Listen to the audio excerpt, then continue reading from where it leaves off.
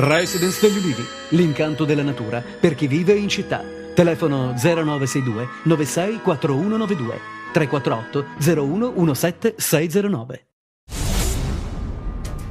I carabinieri hanno arrestato a Reggio Calabria un operaio di 44 anni con l'accusa di tentato omicidio. Lorenzo Pellicanò, secondo l'accusa, è il responsabile del ferimento di Pietro Macheda, 45 anni, anche egli operaio, accaduto ieri nella frazione Terreti. Secondo la ricostruzione fatta dai carabinieri, Macheda è stato raggiunto da un colpo di pistola ad una gamba sparato da Pellicanò dopo una discussione con la vittima per futili motivi. Nel momento del ferimento, Macheda stava aspettando l'autobus.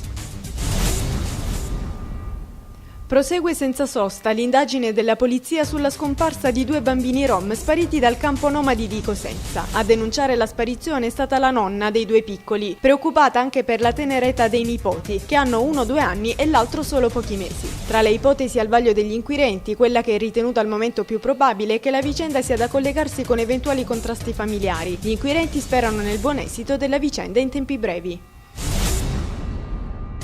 2 scosse di terremoto sono state registrate dai sismografi dell'Istituto Nazionale di Geofisica e Vulcanologia in provincia di Cosenza, nel distretto sismico della Valle del Crati. Il primo sisma si è verificato questa mattina presto, alle 4:44, con magnitudo 2.5 della scala Richter, seguito da un'altra scossa alle 5:25 nello stesso punto di magnitudo 2. L'epicentro è stato individuato a meno di 10 km dai comuni di Acri, Bisignano, Luzzi, Rose e Santa Sofia de Pio. Non sono giunte notizie di danni a persone e cose.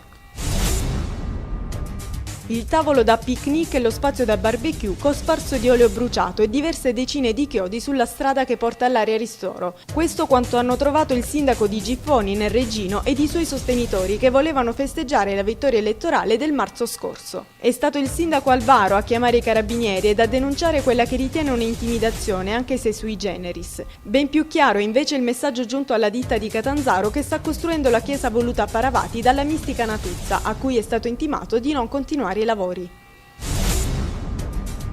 Continuano le rivelazioni sull'affare eolico in Calabria, che ha visto il proliferare in tutta la regione di parchi destinati a catturare l'energia del vento. Alle deposizioni di un primo collaboratore adesso se ne sono aggiunte altre di un secondo collaboratore, che confermano la presenza di un piano criminoso mirante solo a fare speculazioni. Lo scopo infatti non sarebbe quello di produrre energia, ma di vendere le autorizzazioni ottenute alle multinazionali con l'aiuto compiacente di politici ed amministratori.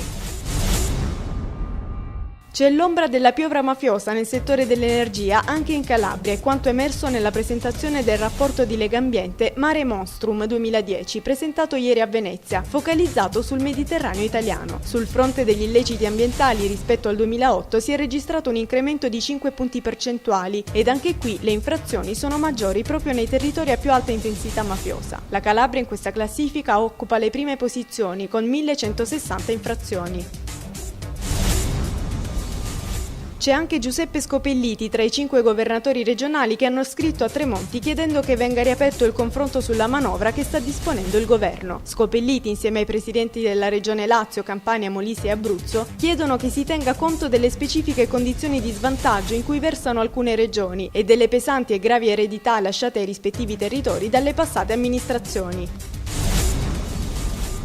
Emilio Candigliota e Gianluca Silipo sono i coordinatori provinciali di Italia dei Valori, rispettivamente di Crotone e di Catanzaro. Per Silipo si tratta di una riconferma ottenuta con un consenso intorno al 98%, in quanto lui stesso era il commissario del partito. Candigliota invece è subentrato al commissario provinciale Emilio De Masi, che nel frattempo è diventato consigliere regionale. Nel congresso crotonese è da registrare qualche polemica sulle modalità di elezione, che non è piaciuta ad una parte del partito.